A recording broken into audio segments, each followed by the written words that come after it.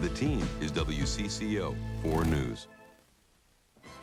Now, 4 News continues with Don Shelby, Colleen Needles, Ralph John Fritz, and meteorologist Matt Balow. This is 4 News.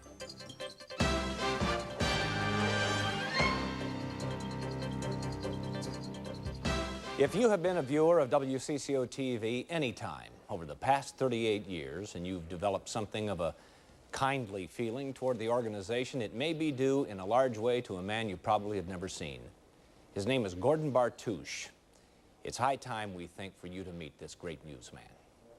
Hello, everyone. Here we are again in Studio A, our CBS television control point. To talk about the career of Gordy Bartusch is to chronicle the infancy and growing pains of an era, the era of television news. It began with still photographers.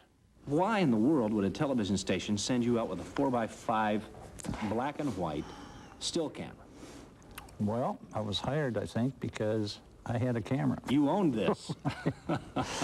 There was no motion picture in here. So this was the first television camera at WCCO. That's it.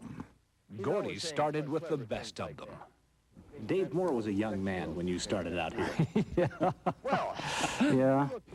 Dave was doing a midnight show, and until Walter Cronkite turned down the offer to take over a 10 o'clock show. At CCO. At CCO.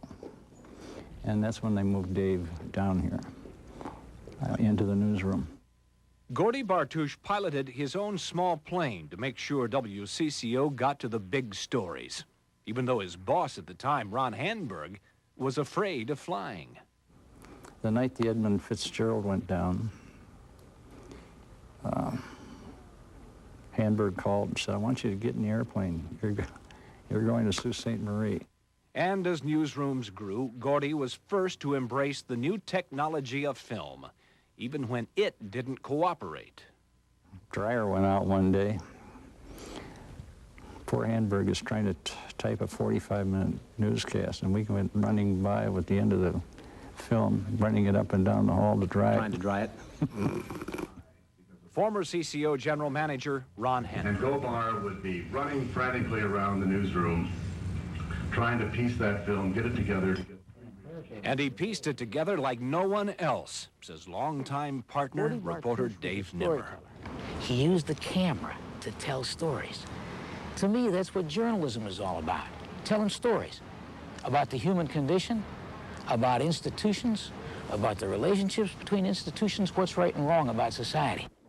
And Gordy's lens showed plenty about the rights and wrongs, like the Peabody Award-winning documentary he shot on Vietnam with Al Austin. This was They called it Grunt's Little War. The Tet Offensive had been going on. Captain Parker says if the landing zone is hot, gain fire superiority, kick hell out of them. I get to thinking a lot of times when I'm out in the field, I'm carrying a rifle. I never carried a rifle before to kill anything. Here I am looking for a human being to kill. We saw a supply chopper, got aboard it, and the Army couldn't find us for 3 weeks. We were into Cambodia when we weren't supposed to be. We saw the drug problem. Gordy Bartusch filmed every president from Truman to Bush, but he never let importance go to his head. And I appreciate that. Colleagues like director Roger Nelson remembered a strong first impression. You were inclusive, Gordy. You didn't say, get that inexperienced as an idiot out of here. I mean, you knew I was an idiot. You knew I was ignorant, but you gave us a chance to learn. Bartusch helped a lot of rookie photographers and reporters learn their trade. I was privileged to work with some of the finest journalists in this country. And all I could do was try and run to keep up.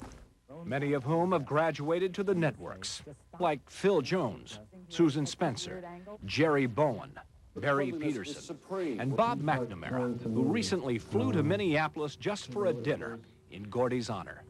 If there's anybody who left a trace, it is Gordy.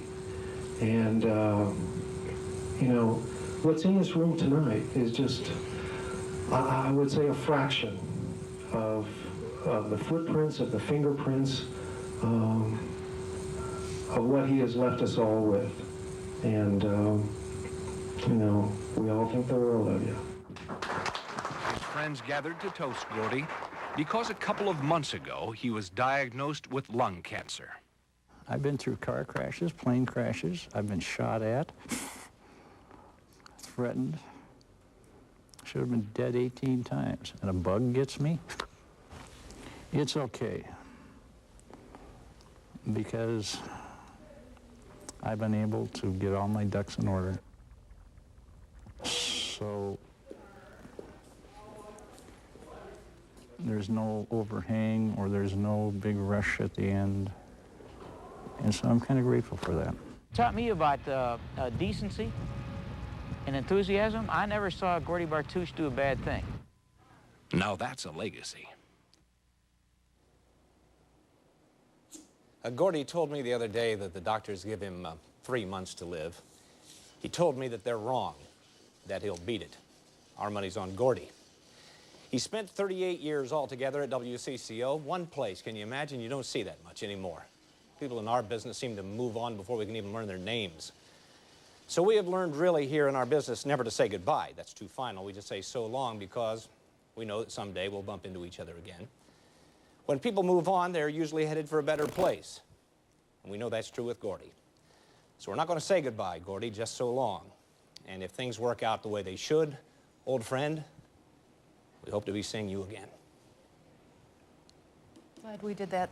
You shared that with people. You know, I will always be grateful to Gordy because when I first came here, hadn't a clue, and he took me under his wing and really showed me the ropes, and he did that with everybody. Because since I had been here, I saw a lot of other new people come. He did the exact same thing. Yeah. Wonderful guy. He sure is. Well, time now to go upstairs and see what we have in store for us this weekend. Matt, is it going to stay kind of hot and humid like it was today? You know, it's going to be a little humid out there, and we'll have some thunder.